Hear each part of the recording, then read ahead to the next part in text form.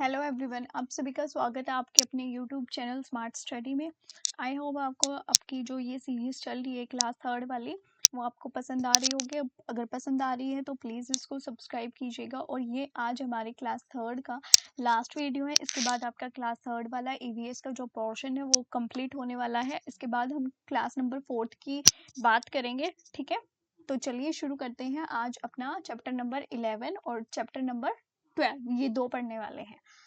तो चलिए बिना देरी के शुरू करते हैं। और अगर आपको सीटेट वाकई ही क्लियर करना है तो आपको ऐसे ही स्टडी करनी पड़ेगी जैसे कि मैं आपको करवा रही हूँ। तो देखिए कैसे बनी ये वस्तुएं।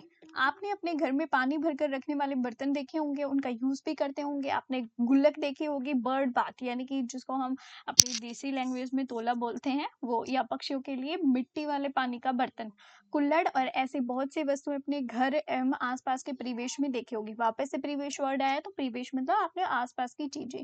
तो इन इन तरह की वस्तुओं को देखकर आप आश्चर्यचकित होंगे, आप सरप्राइज महसूस करते होंगे। ये वस्तुएं किससे बनी है और इन वस्तुओं को किसने बनाया, कैसे बनाया, ये क्वेश्चन है। एक है आपकी स्टोरी, कुम्हार का परिवार। समुद्र के किनारे एक छोटा सा नगर है। मिनी ने अपने अपूपन यानी कि दादाजी को, अब क्वेश्चन क्या आ जाएगा, अपूपन क्या है, तो दादाजी अपूपन है, उनको मिट्टी से बर्तन बनाते हुए देखा होगा। वो मिट्टी में आवश्यकता अनुसार पानी डालकर उसे गीला करते हैं, जिससे बर्तन बनाने के लिए मिट्टी ना तो बहुत गीली और ना ही बहुत सूखी। फिर वह मिट्टी को अच्छी तरीके से सानते हैं और इसके बाद वे मिट्टी को पत्थर के चाक पर रखते हैं। फिर चाक को घुमाते हैं और मिट्टी को बर्तन का आकार देते हैं। तो आपसे पूछ लिया जाएगा कि भाई मिट्टी के बर्तन बनाने की प्रक्रिया क्या है। तो पहले उसको क्या किया जाता है, मिट्टी को आवश्यकता अनुसार पानी से गीला किया जाता है। उसके बाद क्या किया जाता है, उसको सानते हैं। उसके बाद पत्थर के चाक के ऊपर उसको रखते हैं, फिर चाक को घुमाते हैं जैसे आपको मिट्टी के बर्तन का आकार चाहिए। तो यहाँ से एक क्वेश्चन बन गया आपका। नेक्स्ट, जब बर्तन सूख जाते हैं तब अम्मू मतलब कि माँ उन बर्तनों को एक बड़ी सी भट्टी में रख देती है। देखो ये भट्टी बनाई गई है। भट्टी में बहुत ही तेज आग सुलगती रहती है। बर्तन बनने के बाद उन्हें धूप में सूखने के लिए रख दिया जाता है। इस प्रकार भट्टी में बर्तन पककर पक्का हो जाता है। अब बर्तन उपयोग के लिए तैयार है। अपूपन यानी कि दादा, अम्मू तथा परिवार के कुछ और सदस्य बर्तनों को सुंदर बनाने के लिए उस पर कुछ एक नमूने बनाते हैं। तो इस तरीके से आपके मिट्टी के बर्तन उपयोग में आते हैं। ये कुछ एक एक्टिविटी वगैरह दी गई है, छोड़ो। मिनी जो है वो अभी बहुत छोटी है, वो कुम्हार के चाक को नहीं चला सकती, किंतु वह बर्तनों पर नमूने बनाने और उन पर रंग करने में अपने दादाजी की सहायता करती है। मिट्टी से बनी उसकी सबसे प्रिय वस्तु है गुल्लक, ये जो रंग रही है। उसे इस पर सुंदर नमूने बनाना बहुत पसंद है। वह अपने पैसे बचाकर इसमें रखती है। आप भी रखते होगे इस चीज को। तो फिर ये एक एक्टिविटी वगैरह दे रखी है कि भाई बर्तन बनाने के लिए मिट्टी तैयार करना। किसी जगह से आपको चिकनी मिट्टी की आवश्यकता होती है। इसमें कंकर, रेत, सूखी पत्तियां या पौधों के कोई और भाग हो सकते हैं, तो छलनी की सहायता से उसको छाना जाता है। किसी खुले बर्तन में पानी डालकर उसमें मिट्टी को भिगोया जाता है। आप कुछ दिन के बाद देखेंगे कि अतिरिक्त पानी जो होता है वो ऊपर आ जाएगा और इस अतिरिक्त पानी को फेंक दिया जाता है। अब आप मिट्टी को सानिए जिससे कि उसे एक बहुत बड़े से गोले का आकार दे सके। इस मिट्टी से आप अपनी पसंद की कोई दो वस्तुएं बना सकते हैं। तो ये पीछे भी दे दिया, ये सारा का सारा दे दिया गतिविधि कि इस तरीके से आप मिट्टी के बर्तनों को तैयार करते हैं। नेक्स्ट आता है, नीचे दी गई आकृति को 1 से 5 तक सही क्रम में बनाना है। तो क्या करते हो, सबसे पहले छानते हो, फिर मिट्टी को गीला कैसे क्या करते हो, जैसे मिट्टी के पानी वाला था। फिर लास्ट वाला तो भट्टी का ही है, भट्टी में रखते हो, है ना, ये चाक पे रखते हो, ठीक है, छानते हो, फिर भिगोते हो, फिर पैरों से सानते हो, फिर उसको चाक के ऊपर रखते हो, फिर आप ये बनाते हो। तो प्रकृति में नमूने या पैटर्न, देखो प्रकृति ने खुद ही इतनी अच्छी सुंदर कलाकृति की हुई है। ये देखो गिलहरी के ऊपर भी 3 ऐसी धारियां होती है। ये जो बाघ या चीता होता है उसके ऊपर ये डॉट से होते हैं, ब्लैक डॉट। पत्तियों का डिजाइन कैसा होता है, जेबरे का अलग से डिजाइन है। तो देखिए प्रकृति में चारों ओर तरह तरह के नमूने देखने को मिलते हैं। वे चाहे तेंदुए के शरीर पर बने धब्बे हो या गिलहरी के शरीर पर धारियां। बहुत से कलाकार अपने बर्तनों पर बहुत तरह तरह के नमूने बनाने के लिए प्रकृति के इन्हीं नमूनों से सीखते हैं। प्रकृति से तरह तरह की आकृतियां और रंगों को देखकर नमूने बनाए जाते हैं। आपने अपने आसपास पेड़ पौधों और पशु पक्षियों पर तरह तरह के नमूने देखे होंगे। उदाहरण के लिए यदि आप किसी भी पेड़ जैसे नीम की पत्ती को देखो तो आपको उन पर एक तरह का विशेष नमूना दिखाई देगा, यानी कि डिजाइन। इसी तरह से पशु पक्षियों जैसे कि मोर देख लो, बिल्ली देख लो, चीता देख लो, तितली देख लो, मछली देख लो, सब पे ऐसे ही विशेष प्रकार के नमूने आप देख सकते हो। कुछ एक एक्टिविटी दी गई है, इनका आपका कोई मतलब नहीं है। हमारे देश के विभिन्न स्थानों पर मिट्टी से अनेक प्रकार के सुंदर बर्तन बनाए जाते हैं। ये बर्तन वगैरह दिखाए गए हैं। अब तक आप मिट्टी से बने बर्तनों के बारे में बहुत कुछ जान चुके हैं। अब हम ईंटों के बारे में जानते हैं। ईंटें ही ईंटें। आपने ईंटें कहाँ-कहाँ देखी हैं? क्या आपने कभी देखा है कि ईंट कैसे बनती है? जिस तरह से अपूपन मिट्टी से बर्तन तैयार करते हैं, उसी तरह मिट्टी से ईंट भी बनती है। आपने इडली, केक, ढोकला या फिर कुल्फी बनाने के साँचे देखे होंगे। ठीक इसी तरीके से ईंटें भी साँचों में तैयार होती हैं। ईंटों को मजबूत और कठोर बनाने के लिए उन्हें भी भट्टी में पकाया जाता है। ईंटों को घर, विद्यालय, अस्पताल, दीवार, भवन आदि बनाने में काम में लिया जाता है। ठीक है? ये साँचे वगैरह होते हैं जिनमें इनको तैयार किया जाता है। रोहन उसके पिता जो हैं वो जयपुर में रहते हैं। रोहन को किसी भी मकान को बनते हुए देखना बहुत पसंद है। उसे इस बात पे बहुत ही आश्चर्य होता है कि उसके पिता व उसके साथी किस तरीके से इतनी ऊंची और सुंदर-सुंदर इमारतें बनाते हैं। रोहन को खाली समय में ईंटों की दीवारों को बनते हुए देखना बहुत पसंद है। रोहन ने कई दिनों तक ये देखा कि किस तरह ईंट पर ईंट रखते हुए पूरी दीवार बन जाती है और कुछ महीनों के बाद रोहन जब उस जगह से फिर से गुजरा तो उसने देखा कि दीवारों से दीवारें जुड़कर एक बड़ी इमारत बन गई है। ठीक है? चर्चा करनी है कि क्या सभी घर ईंटों से ही बनते हैं? आपको क्या लगता है ईंटों के अलावा और किस वस्तु से घर बनते हैं? हमारे देश के कुछ गर्म स्थानों में मिट्टी से बने घर भी होते हैं। अभी क्वेश्चन क्या पूछा जाएगा कि भई जो आपके गर्म स्थान है वहाँ पे किस तरीके से घर बनाए जाते हैं? तो मिट्टी का यूज़ करके बनते हैं। ये घर पारंपरिक तरीकों से बने होते हैं और भीतर से ठंडे रहते हैं। इन्हें बनाने में मिट्टी के अतिरिक्त आपकी घास और लकड़ियों जैसी प्राकृतिक सामग्रियों का इस्तेमाल किया जाता है। दीवारों और फर्श को चिकना बनाने के लिए बहुत से लोग सीमेंट के साथ स्थान पर गोबर का लेप करते हैं। इससे घर में ठंडक रहती है और इसमें कीट आदि भी नहीं पनपते हैं। ओके? ये देखो, इस टाइप के घर पूछ लिया जाएगा कि इस तरह के घर को क्या कहते हैं? तंबू। और यह घर किन वस्तुओं से बना है? देख लो भई कपड़े वगैरह से बना है, जो त्रिपाल जिसको बोलते हैं उनसे बना है। ये देखो बड़ी-बड़ी इमारतें हैं तो ईंट, सीमेंट, सरिये वगैरह इन सब से बनते हैं। तो ये कहाँ इमारतें बोलते हैं इनको, क्यों? ये बहुत बड़ी हैं। ये देखो ये थोड़ी-सी हट टाइप में बनी हुई है, ठीक है? ये देखो ये बोट घर है। ये कहाँ है? खासकर जम्मू-कश्मीर के एरिया में मिलती है। इस टाइप का भी क्वेश्चन आपसे ज़रूर पूछा जाएगा। सबसे पहले सुरक्षा। रोहन के पिता अपने कार्यस्थल पर काम करते समय सुरक्षा संबंधी सभी महत्वपूर्ण नियमों का पालन करते हैं। उदाहरण के लिए वे हमेशा हेलमेट पहनते हैं, वो सुरक्षा जैकेट और उपयुक्त जूते भी पहनते हैं, ठीक है?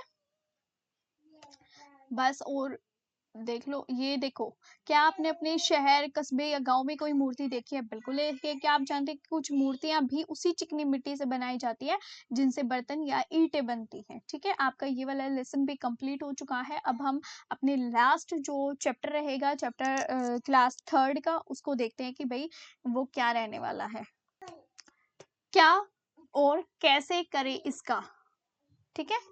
क्या और कैसे करें इसका, चैप्टर का नाम है। राष्ट्रीय स्वच्छता दिवस। ये क्वेश्चन में नोट डाउन कर लो अपना कि स्वच्छ भारत मिशन राष्ट्रीय स्वच्छता दिवस कब मनाया जाता है? 30 जनवरी को।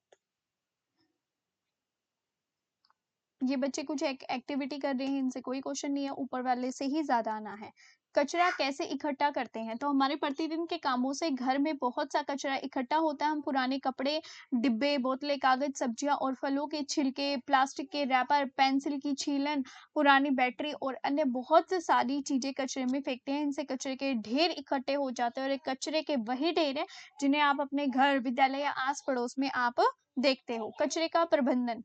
तो हमें कचरे का प्रबंध सीखना चाहिए। कचरे का प्रबंधन हम पर निर्भर करता है। हम में से प्रत्येक को अपने घर से निकले कचरे का प्रबंधन करना सीखना होगा। हम उन जगहों और लोगों से इस बारे में सीख सकते हैं जहाँ कचरे का प्रबंधन अच्छी तरीके से हो रहा है। कचरे का प्रबंधन करने के तरीके। आपको प्राय सड़कों के किनारे और घरों के आसपास आंगनों और अहातों में कचरा पड़ा हुआ मिलता होगा। गाय और अन्य जो जानवर हैं, जानवरों की भोजन के साथ कचरे में पड़ी प्लास्टिक को खाने से मृत्यु हो जा सकती है।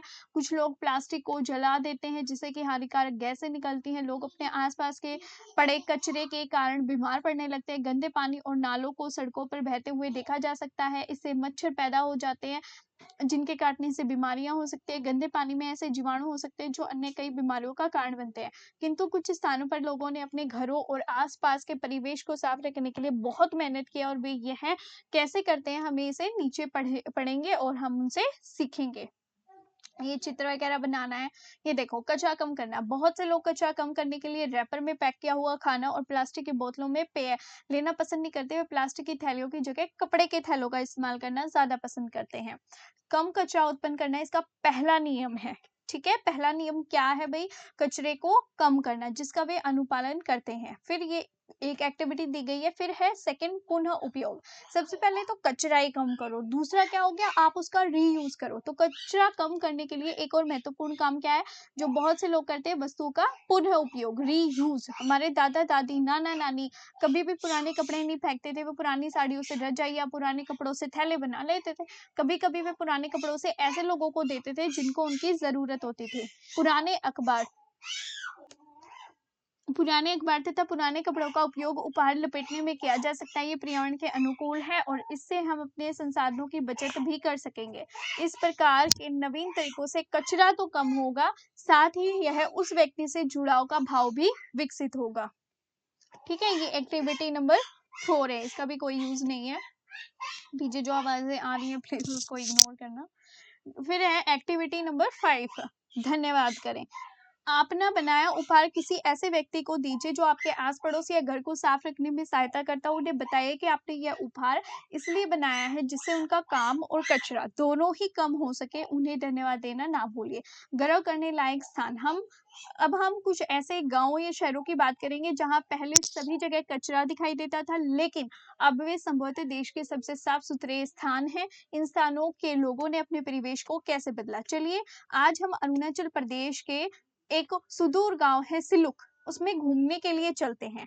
बात ध्यान रखना, कौन से शहर की बात हो रही है, कौन से राज्य के? अरुणाचल प्रदेश की, और उसका गांव कौन सा है? सिलुक।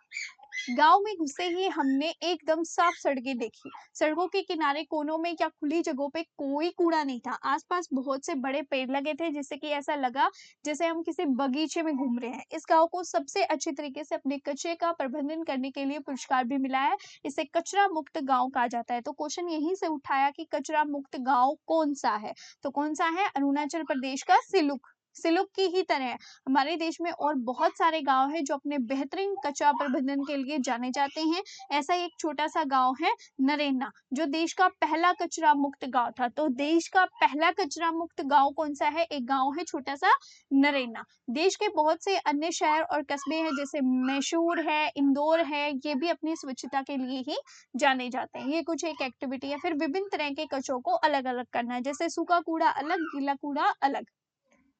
यदि आप अपने आसपास देखें तो आपको प्राय 2 अलग-अलग रंग के कूड़ेदान, डस्टबिन देखने को मिलेंगे। ये आपके विद्यालय, स्थानीय बाजार, park, bus stop, railway platform या किसी मेले में रखे हो सकते हैं। ये 2 रंग के कूड़ेदान क्यों उपयोग किए जाते हैं?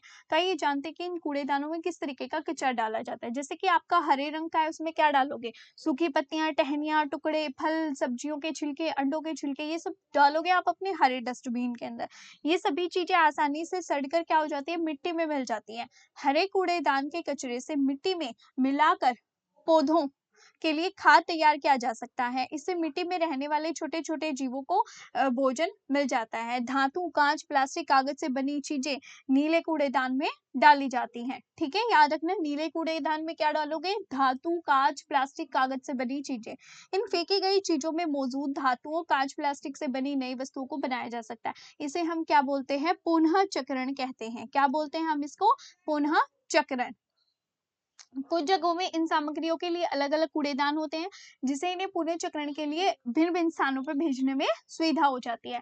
जिन गांव और शहरों में कचरे को अलग अलग करके डाला जाता है और पुनः चक्रण किया जाता है, वे अपने परिवेश को स्वच्छ बनाए रखते हैं। इस तरह से कचरे का सही तरीके से प्रबंधन हो जाता है। कचरे को अलग अलग करना सीख चुके हैं आप? ये देख लेना क्या कैसे डालोगे, वो है। हम सभी अपने घर और या आस पड़ोस, विद्यालय, शहर देश को स्वच्छ रखने में ये कोई नहीं है, लिखिए वगैरह है। आप अपने आसपास के परिवेश को स्वच्छ रखना है। यहाँ से मैंने आपको पहले भी बोल दिया, ये क्वेश्चन आएगा, जरूर आएगा कि जब आप राष्ट्रीय स्वच्छता दिवस 30 जनवरी को मनाएं तो अपने आप को तथा आसपास के वातावरण को हमेशा स्वच्छ रखने की प्रतिज्ञा, ये छोड़ो इसको, सिर्फ ये याद रखना है कब मनाया जाता है, 30 जून को लगाया जाता है, बल्कि इसका उचित तरीके से हमारा उद्देश्य क्या है, अधिक से बचे, बर्बाद ना होना चाहिए, बर्बाद न करें। क्या है हमारा उद्देश्य, अधिक से बचे, बर्बाद ना करें। नेक्स्ट ये वही क्वेश्चन वगैरह है कुछ एक। अब आपका चैप्टर आई थिंक कंप्लीट, ठीक है। तो आपकी ये वाली जो क्लास 3rd है वो कंप्लीट हो चुकी है। नेक्स्ट जो वीडियो आने वाली है वो आने वाली है आपकी क्लास नंबर 4 की, उसमें कुछ एक ज़्यादा ही लेसन है, शायद 20+ लेसन है। तो हम उस वाली जो वीडियो आएगी उसमें हम कम से कम 3 लेसन एक साथ कवर करने वाले हैं।